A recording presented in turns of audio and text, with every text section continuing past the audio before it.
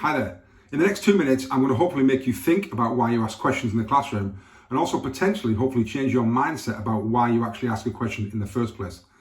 Now, the reason I want to talk to you about this is that actually in the work that I do in terms of school improvement and professional learning, I feel that questioning is probably the biggest tool in our armory as teachers, and for a lot of different reasons. I think if we get it right, that leads to potentially some great teaching.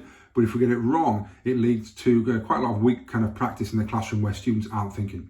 So to begin with, I think lots of people think about asking questions because they kind of want an answer. I ask you a question, I want you to give me an answer, so I can then check for understanding. But ultimately, I only check for understanding on one person. And that's really the flaw of kind of our average questioning.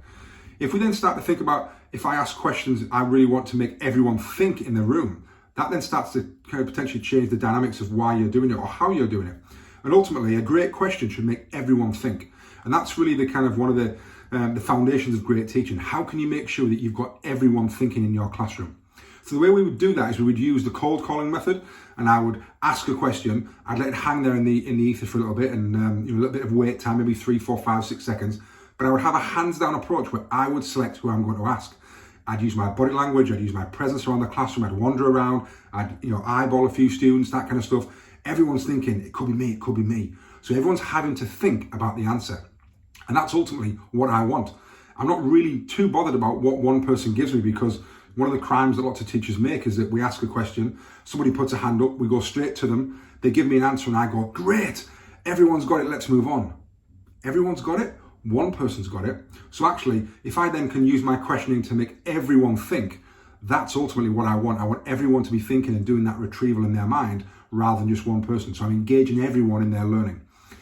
We can then, if we want to find out answers, we can do whole class response systems, we can use whiteboards, we can have multiple choice. But ultimately, what I'm really bothered about when I ask a great question is how can I get everyone to think? So if you can start to change your mindset about why you want to ask questions or why you ask questions in the classroom, and it's more about getting people to think rather than getting an answer from one person, then hopefully you'll then start to change the ways, the methods that you use to do your questioning.